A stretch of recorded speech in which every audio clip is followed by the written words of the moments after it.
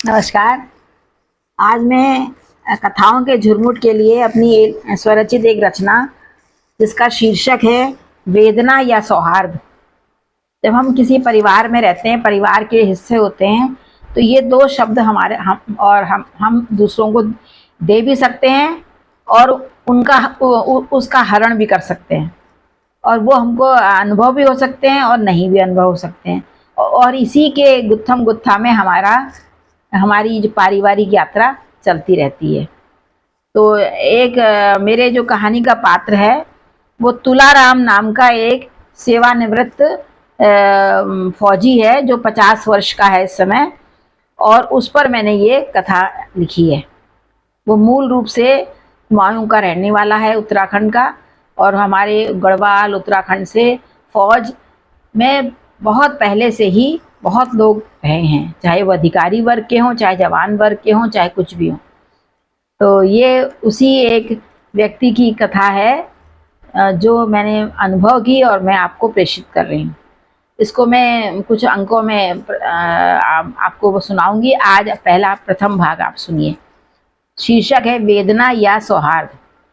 तुलाराम एक सेवानिवृत्त 50 वर्षीय स्वस्थ पर मन ही मन अंतर्वेदना से कसमसाता एक ऐसे परिवार में जी रहा था जहां उसके निर्णय से कोई भी संतुष्ट न था।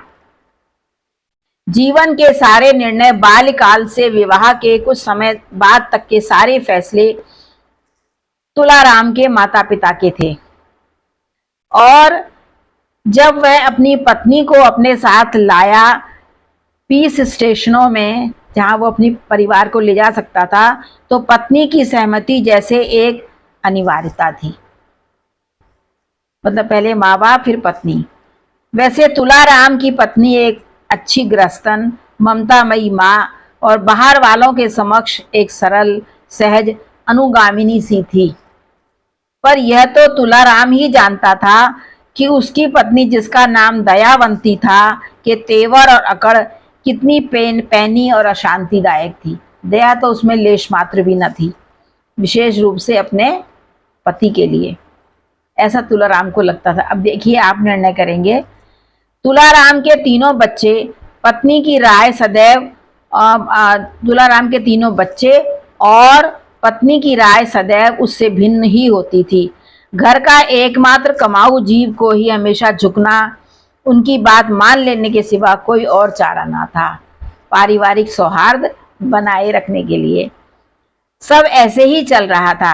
सेवानिवृत्ति के बाद अपने पूर्वजों के घर, अपनी मात्र पितृभूमि में रहने की तीव्र ललक से ने तुलाराम के परिवार के तीव्र विरोध के बावजूद भी निर्णय लिया कि जिसे मेरे साथ आना है आओ, नहीं तो मैं अकेला ही अब अपने गांव चला जाऊंगा। पहली बार पत्नी दयावंती को अपने पति के निर्णय के अनुसार गांव जाकर विवश होकर रहना पड़ा, क्योंकि बच्चे अभी पढ़ रहे थे नैनीताल के महाविद्यालय में। बच्चे बड़े हो रहे थे। तुलाराम ने बच्चों के रहने की व्यवस्था हॉस्टल में कर दी और पत्नी संग अपने गांव चला गया। गांव के घर का जीर्णोद्धार कराकर, मूलभूत सुविधाओं को करवाकर, पत्नी का ध्यान रखते हुए मसाला पीसने की, कपड़े धोने की मशीन और बिजली का पुख्ता प्रबंध कर गांव आए। आज 2 महीने बाद चैन अनुभव कर रहा था। गांव आने की इतना सब इंतजाम किया होगा ना, थक गए होंगे। एक पहाड़ी गाय बछिया सहित खरीद लाया और पत्नी से कह दिया कि गाय और शाक सब्जी उगाने की जिम्मेदारी उसकी। वैसे भी एक कर्मठ फौजी के लिए यह कोई कठिन कार्य तो न था। तुलाराम सोचने लगा कि पहली बार इतना बड़ा निर्णय उसने सबके विरोध के बावजूद लिया, और उसे अपने पौरुष पर भरोसा था कि एक दिन उसके इस निर्णय का पूरा परिवार स्वागत और प्रशंसा अवश्य करेगा। यही सोचकर पहली बार उसे इतनी चैन व संतोष की नींद आई। परिवार में परस्पर सौहार्द होना आवश्यक होता है। यही वह स्निग्ध लेप है जो एक छत के तले रहने वालों को परिवार बनाता है, जिसमें सभी सदस्यों के हितों के अनुसार निर्णय लिए जाते हैं, और यदि कभी कोई नियम मनोनुकूल नहीं हो तो तब भी परस्पर मनोमालिन्य या कुटैव की अनुभूति नहीं आनी चाहिए। इकट्ठे तो बहुत प्रकार से लोग हो सकते हैं, पर परिवार नहीं हो सकते। परिवार एक फर्क ही इकाई है। तुलाराम का परिवार एक इसी स्निग्धता के अभाव में कुछ सदस्यों का समूह बन चुका था।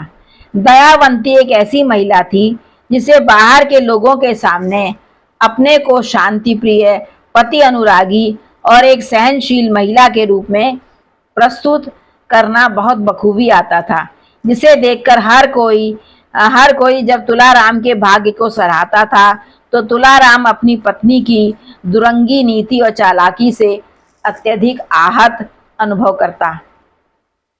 परंतु कैसे अपनी अंतर्वेदना को व्यक्त करे यह समझना आता था। इसीलिए इसके शीर्षक मैंने वेदना या सौहार्द दोनों ही लिखे हैं। इसी उधेड़ बुन में वह अंतर्मुखी और अपनी पत्नी व बच्चों से दूर होता चला गया। रहता साथ में था पर दूर होता चला गया। पत्नी दयावंती इसे अपनी जीत समझ खुश तो थी, पर कि कैसे उसने यहाँ गांव में आकर भी अपनी धाक सब पर जमा ली। हर काम दयावंती अपने मन का करती। गांव वालों के सामने यही कहती कि अपने पति से पूछकर बताऊंगी, बिना पूछे नहीं कर सकती, और घर आकर अपनी चालाकी पर हर्षित होती। छुट्टियों में जब बच्चे घर आते तो तुलाराम को अपने बच्चों को गले लगाने, उनके सर पर हाथ फेरने और उनसे घुलने मिलने की बहुत इच्छा होती, परंतु वह अब ऐसा करने में भी वह सुख न पाता जिसकी उसे चाहत थी।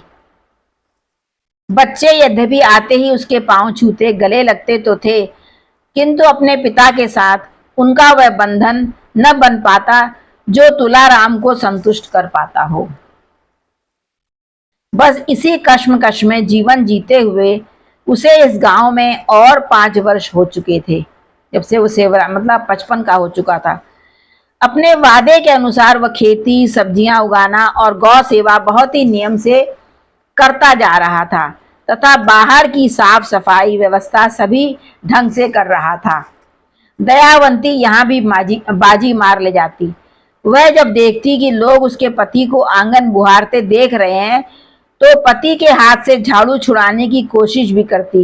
हालांकि पति पत्नी का पूरे घर के काम में भाग लेना, सहयोग करना एक स्वस्थ वातावरण का परिचायक तो है, जिसमें दिखावा, चालाकी का समावेश होना अति घिनौना कृत्य है।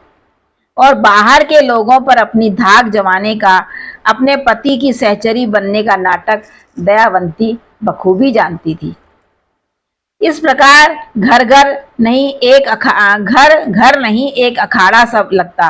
कई बार तुलाराम ने अकेले में अपनी पत्नी को समझाने और बताने का प्रयास भी किया, परंतु तुम चढ़ी रहो, कुमाऊनी थे ना तो कुमाऊनी बोलेंगे, तुम चढ़ी मतलब चुप रहो, चढ़ी रहो मतलब चुप रहो, अपना दिमाग अपने पास धरो, अपना दिमाग अपने पास रखो, अर्थात तुम चुप रहो, अपना दिमाग अपने पास रखो कहकर चुप करा देती। ऐसा नहीं कि दयावंती अपने पति तुलाराम का काम नहीं करती थी। समय पर खाना, चाय, दूध, पूजा पाठ में सहभागिता, लोगों से मिलना जुलना सभी बदस्तूर जारी था। सबके सामने अतिशय विनम्रता, दिखावे वाले व्यवहार और घर के अंदर रोब दाब, केवल अपने मन की ही चलाना दयावंती का जीने का तरीका बन चुका था। यदि दयावंती सबके सामने भी वैसा ही व्यवहार रखती जैसा बाहर, तब भी जब वह जैसा घर के अंदर बर्ताव रखती थी, तब तो तुलाराम की को टीस ना होती, मतलब एक सा ही रखती। परंतु दयावंती के दिखावे से तुलाराम दुखी और आहत था। यहाँ यह स्पष्ट करना आवश्यक है कि सदियों से औरतें पुरुषों के दयावंती वाले व्यवहार से पीड़ित और प्रताड़ित रही हैं, परंतु तब किसी भी पुरुष को वेदना या टीस न हुई। आज तुलाराम की पीड़ा निसंदेह निवारण चाहती है और होना भी चाहिए। अब अगले अंक में बताऊंगी कि निवारण हुआ कि नहीं हुआ और कहानी कैसे, कथा आगे बढ़ती है, इसका रसास्वादन उठाइएगा और बताइएगा कि आपको कैसे लगी। और मेरे सभी इससे पहले के जितनी भी कथाएं हैं उनको अपना आशीर्वाद देंगे, ऐसा मुझे विश्वास है। और जब आप पढ़ेंगे तो आपको पता चलेगा कि मेरी लेखनी में दम है या नहीं है, ये आप निर्णय लेंगे। मेरे को तो अपना लेखन अच्छा लगता है और कुछ लोगों ने प्रशंसा भी की है, पर मैं आप सब से अपना इस कृत्य के लिए आशीर्वाद चाहती हूँ। नमस्कार।